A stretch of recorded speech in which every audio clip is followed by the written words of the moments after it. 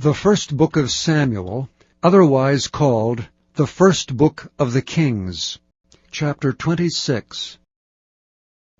And the Ziphites came unto Saul to Gibeah, saying, Doth not David hide himself in the hill of Hachilah, which is before Jeshimon? Then Saul arose and went down to the wilderness of Ziph, having 3,000 chosen men of Israel with him, to seek David in the wilderness of Ziph. And Saul pitched in the hill of Hachilah, which is before Jeshimon, by the way. But David abode in the wilderness, and he saw that Saul came after him into the wilderness. David therefore sent out spies, and understood that Saul was come in very deed. And David arose and came to the place where Saul had pitched. And David beheld the place where Saul lay, and Abner the son of Ner, the captain of his host. And Saul lay in the trench, and the people pitched round about him. Then answered David and said to Ahimelech the Hittite, and to Abishai the son of Zeruiah, brother to Joab, saying, Who will go down with me to Saul to the camp? And Abishai said, I will go down with thee. So David and Abishai came to the people by night, and behold, Saul lay sleeping within the trench, and his spear stuck in the ground at his bolster. But Abner and the people lay round about him. Then said Abishai to David, God hath delivered thine enemy into thine hand this day. Now therefore let me smite him, I pray thee, with the spear, even to the earth at once, and I will not smite him the second time. And David said to Abishai, Destroy him not, for who can stretch forth his hand against the Lord's anointed and be guiltless? David said furthermore, As the Lord liveth, the Lord shall smite him, or his day shall come to die, or he shall descend into battle and perish. The Lord forbid that I should stretch forth mine hand against the Lord's anointed. But I pray thee, take thou now the spear that is at his bolster, and the cruse of water, and let us go. So David took the spear and the cruse of water from Saul's bolster, and they gat them away, and no man saw it, nor knew it, neither awakened, for they were all asleep, because a deep sleep from the Lord was fallen upon them. Then David went over to the other side, and stood on the top of an hill afar off, a great space being between them. And David cried to the people, and to Abner the son of Ner, saying, Answerest thou not, Abner? Then Abner answered and said, Who art thou that criest to the king?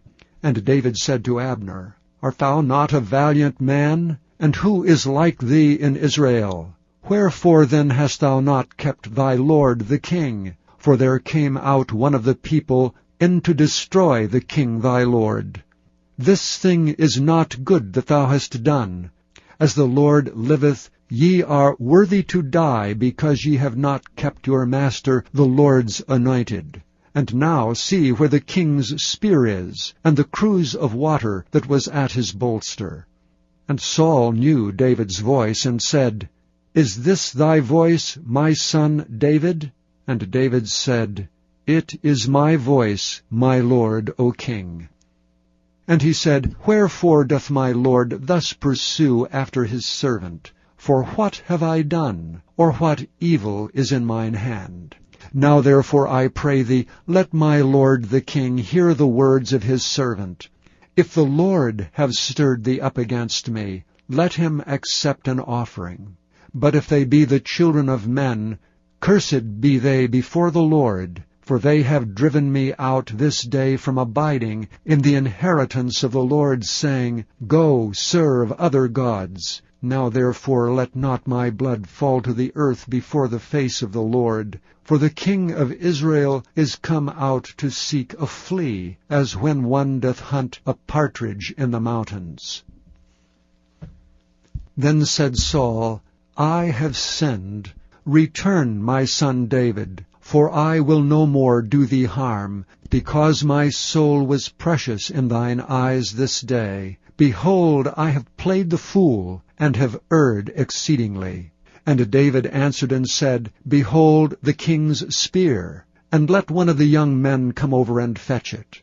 The Lord render to every man his righteousness and his faithfulness. For the Lord delivered thee into my hand today, but I would not stretch forth mine hand against the Lord's anointed.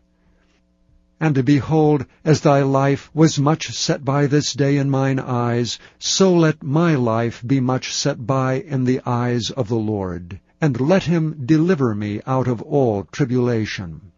Then Saul said to David, Blessed be thou, my son David. Thou shalt both do great things, and also shalt still prevail. So David went on his way, and Saul returned to his place.